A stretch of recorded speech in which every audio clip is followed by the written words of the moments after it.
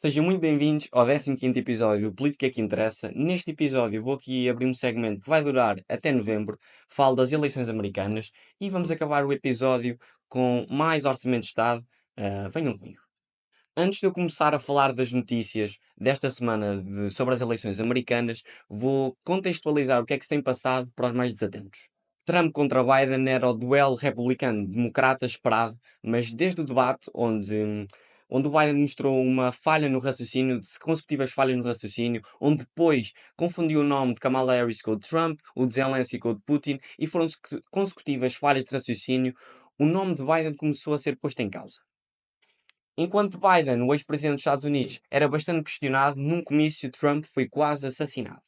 No importante estado da Pensilvânia, um swing state, que já vou explicar o que é que isto quer dizer, o líder republicano foi atingido na orelha por um jovem de 20 anos. Como de esperar, Trump pegou nesta situação e logo nos segundos a seguir, e na aparição seguida já noutro comício, mostrou sempre ser indestrutível e com uma grande força perante os republicanos.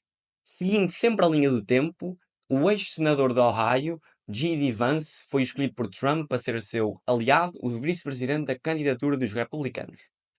Tem um perfil bastante carismático, com um discurso sempre virado para classes operárias e rurais, e essas classes têm um papel fundamental nas eleições americanas. Porquê? Normalmente, os estados onde esses estados são mais predominantes são swing states, estados onde não há vencedor inequívoco, ou seja, os republicanos não dominam e os democratas muito menos. E o ex-senador J.D. Vance vai ter um papel muito importante em estados como esse, o da Pensilvânia é um bom exemplo. Vance, além desta proximidade a classes operárias e rurais, que já expliquei aqui, que são bastante decisivas nas eleições americanas, passou quase 5 anos na indústria de Silicon Valley, onde conseguiu aliados bastante importantes como Elon Musk e o seu co-founder da PayPal, Thierry, e David Sachs, um empresário e investidor em empresas tecnológicas, que já foi um declarado apoiante de Hillary Clinton.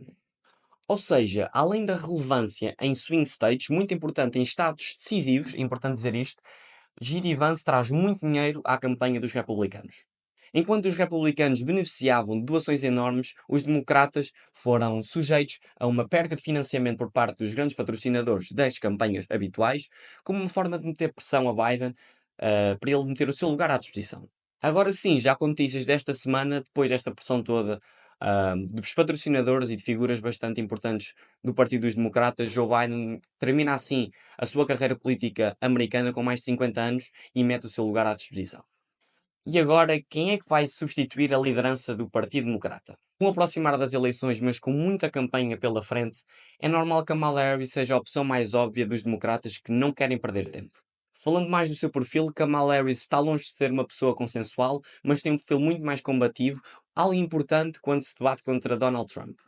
É uma democrata mais à esquerda de Joe Biden, mas a falta de consensualidade desta figura está muito pelas decisões que tomou como promotora em São Francisco, procuradora-geral e senadora na Califórnia. Para fechar as notícias sobre as eleições americanas desta semana, a diretora dos serviços secretos assumiu responsabilidade no atentado a Donald Trump. Falando agora do Orçamento de Estado, Marcelo Rebelo de Sousa promulgou esta terça-feira 7 propostas já previamente aprovadas em Parlamento dos socialistas. Estamos a falar de um pacote de medidas que representa 733 milhões no Orçamento de Estado de 2024-2025. Apesar de serem propostas do Partido Socialista, penso que a oposição fica mais perto de conseguir aprovar o seu orçamento, porque assim o Pedro Nuno Santos não vai conseguir dizer que este orçamento não tem diplomas da oposição.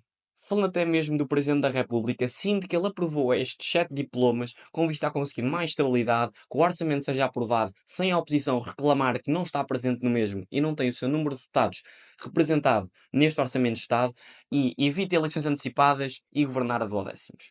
Muito obrigado por estarem desse lado no 15º episódio do Política que Interessa. Sigam-me no Instagram, deixo lá conteúdos diários, seja sobre as eleições americanas ou uns reels de rua, com entrevistas de rua. Obrigado por estarem desse lado. Voltamos a encontrar na próxima semana. Até lá.